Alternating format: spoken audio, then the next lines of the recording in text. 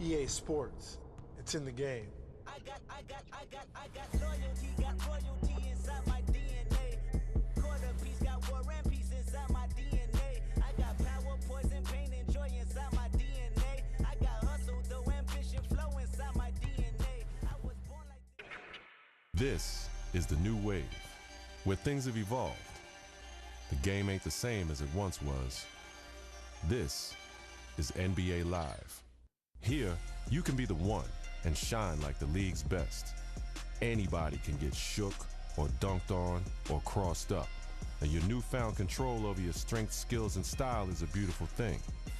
So do you want to be the one or the one who gets left behind? You have the ability to dominate on both ends of the court. It's all in your hands now. But remember this, the path to being the greatest, being the one, does not stop at the NBA. The game continues in the playgrounds, the schools, and the local gyms. This is where every real player developed their love for the game, where they paid their dues, earned their reps, and rode their own wave. From pickup games at the Rucker, to Pro-Am games at the Drew, to the bright lights of the NBA. The paths to greatness are limitless. And trust me, this game ain't the same. Are you ready to be the one? Whipping all this dope up in the chopper. We fuck all you bitches at the trap house. I can't trust you, I can't give you real address. I can't trust you, I can't give you real address. It don't mean that be like Jerry Stacker. I might fall in love with my trapper. What is cracking, YouTube? You already know what it is, man. It's the realest thing alive, aka TheKvnggCJ, and I'm back with a new video. Now, as you can see, we are playing some NBA Live 18, the demo. Now, when it comes to me and this, I will be doing a series on this. This is my player creation of TheKvnggCJ. I do not have a name for it like other YouTubers do, so I just named him my YouTube name, basically. So go ahead and hop right into it. It says continue playing, but this is my creation, as you can see right now. I will be putting in the player info and what I do and what type of head. When it comes to me speaking about how different this is from NBA 2K, this is super different. It is nothing the same. You have to play defense and you can mess up on offense a lot, because computers will pick off. If you make a bad pass, they can pick off of it all the time. So now this is gonna hop me straight into my 2K kind of thing and what I'm gonna do.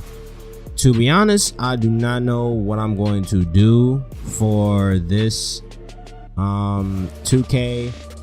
I want to do 2K, but at the same time I don't. And as you can see, I didn't do the face scan because I feel like it wasn't necessary, so I'm gonna just do the standard heads. But continuing on my point, would I buy NBA 2K18? I probably will, but forget all that. When it comes to these hairstyles, you can look like how you want to. You can pick any type of person, you can pick any type of hairstyle. It's really all about you and what you want to do. Now, I was gonna go with this hairstyle, but I went with the cornrows. As you can see right now, they are not straight backs like the ones at the bottom before this, and I feel like it suits me better. Plus, I'm going to pick my beard. Now we're going to skip all past that and we're going to go straight into the archetypes. Now the archetypes, I am a inside out. I do dribbling, dunk, shot off dribble, and my mid range. The dribbling and dunk can be upgraded to 93, and the inside out, you are a wing scorer. You can finish at the rim and it gives you a boost to your 3-point shooting accuracy. Plus, the secondary skills are layup, inside shot, and contested shot. So layup and contested shot can go both ways. Plus, the inside shot I believe in the primary skills you can all get up to an 93, and then the secondary skills you can probably get them up to like an 80. And then we hop in straight into how tall and how big I am. I made my player 6'8". I was trying to make him 6'10", but the maximum that you can go on here is 6'4" through 6'8". That's because it's the demo, it's not the full release game. I believe when the full release game drops, you can make your person instead from anywhere from 6'5" to 6'10". I made my player the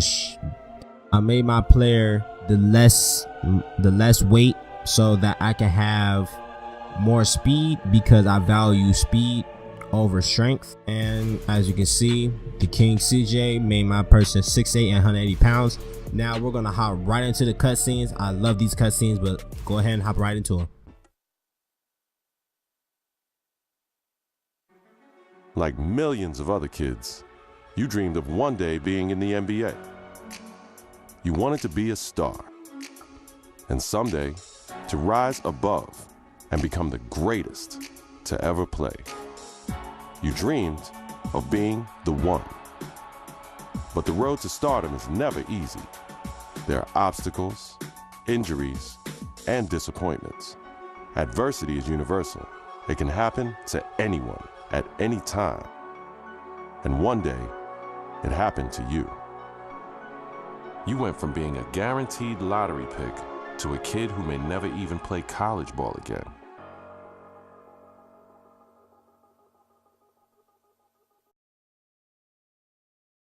Now, look, it's always bad to hear about injuries, especially to college kids, of course. Yeah. But Stephen A. Smith, this one is particularly disheartening because we are 2 weeks into the season and one of the top NBA prospects in the country goes down potentially with a season-ending injury, a knee injury. That's a killer. I couldn't agree more. When I heard he was carried off the floor today, all you can do is find yourself hoping that he'll make it back. That's the bottom line. But my heart goes out to him because I didn't expect this. This is a devastating injury. It's never good to have something like this happen to you. The team doctor broke the news. Torn ACL, sprained MCL, and a torn meniscus. Surgery was scheduled, but your game will likely never be the same. At the 2016 NBA draft, your name is still mentioned. Not as a prospect, but as a cautionary tale.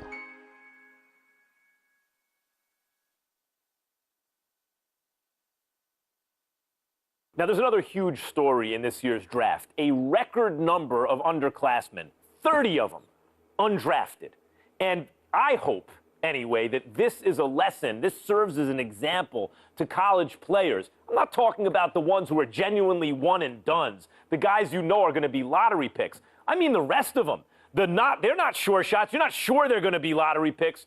Don't just use the college system for a year thinking you're going to bounce. It doesn't work like that. Please. If you don't have the talent, it doesn't work. You got to be cultivated in the system. Please. There you go again with your blanket generalizations. You know how you are, oh, Max. The woe is me. Oh, my Lord. I can't take it. I just can't take it. It's a case-by-case basis. You can't just blanketly decide this should not be one and dones or this should be one and dones. You got to go on a case-by-case basis. Some dudes deserve to be one and dones. Some people don't. It's on a case-by-case basis. And that is my point. Thank you for making it for me. Every kid thinks they're the exception to the rule. And members of the media like, Stephen A. Smith, are encouraging these kids to come out early. Look, Max, bottom line is this. You got to take this into consideration. You had two dudes. They were called the Height brothers. Now, you had Nick Howard. This kid had a lot of promise. What does he do? He goes to college. Very uneventful first year, no doubt. The second year, he was pretty good. Here's the problem. The NBA, it's not about pretty good. You need to be great on the collegiate level, on the prep level, in summer leagues and what have you, in order for you to get the stature that you deserve. That's the bottom line. It's pretty good ain't good enough to be that stud NBA. That's exactly my point.